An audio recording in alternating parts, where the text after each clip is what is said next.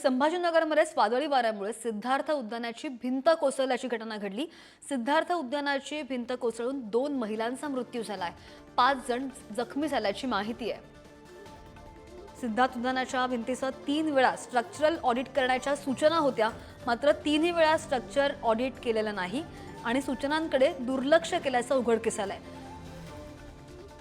कॉन्ट्रॅक्टरला वारंवार सांगून सुद्धा स्ट्रक्चरल ऑडिट न केल्यामुळे कारवाईची मागणी होती।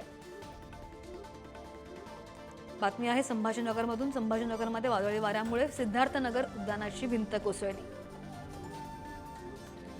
अधिकची माहिती घेऊयात, आमचे प्रतिनिधी सचिन जिरे आपल्या सोबत आहेत। सचिन, 10 दिवसांचा काळ लोटला असेल, त्यानंतर पावसाला सुरुवात झाली, मात्र आता या सोसाट्याच्या वाऱ्यामुळे पावसामुळे भिंत कोसळून जीवितहानी झालेली आहे।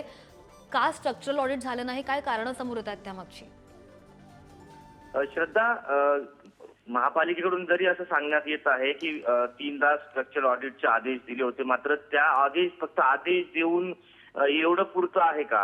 अधिकाऱ्यांनी का ते करून घेतलं नाही, हा देखील एक प्रश्नचिन्ह उपस्थित केलं जात आहे।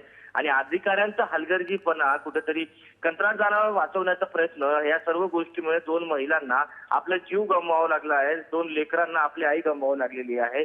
ही खूप मोठी दुर्घटना आहे। जागतिक लेवलचा हा क्षण समजला जात होतो। या ठिकाणी जगभरातून या ठिकाणी पर्यटक येत असतात आणि त्याच प्रवेशद्वार अशा पद्धतीने एक पावसामुळे पडतो, त्यामुळे 2 जणांचा जीव जातो। ही खूप मोठी आणि धक्कादायक घटना आहे। यानंतर जरी मनपा आयुक्त म्हणत असतील की कारवाई केली जाईल, मात्र आज असे अनेक प्रकल्प आहेत शहरामध्ये ज्यांचं ऑडिट झालेलं नाहीये।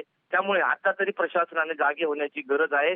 या प्रशासनाच्या चुकीमुळे, कंत्राटदारांच्या चुकीमुळे 2 महिलांना आपला जीव गमवावा लागलेला आहे। याची चौकशी देखील केली गेली पाहिजे, ती होणारच। पालकमंत्र्यांनी देखील या संदर्भात माहिती दिलेली आहे की पोलीस आयुक्त आणि मनपा आयुक्तांना कडक कारवाई करण्याचे आदेश दिलेले आहे। मात्र जीव गेल्यानंतरच का चौकशीचे आदेश दिले जात आहे, हा देखील एक प्रश्न सर्वसामान्यांना पडला आहे। त्यामुळे इतर जे प्रकल्प आहे, इतर जे पर्यटन स्थळ आहेत, त्यांची देखील ऑडिट करणं आता गरजेचं आहे। पुढील काळामध्ये अशी या घटनेची पुनरावृत्ती जर टाळायची असेल तर कडक कारवाई आणि प्रशासनाचा धाक असलाच पाहिजे। श्रद्धा, अगदी सचिन, धन्यवाद दिलेल्या सगळ्या सविस्तर माहितीसाठी।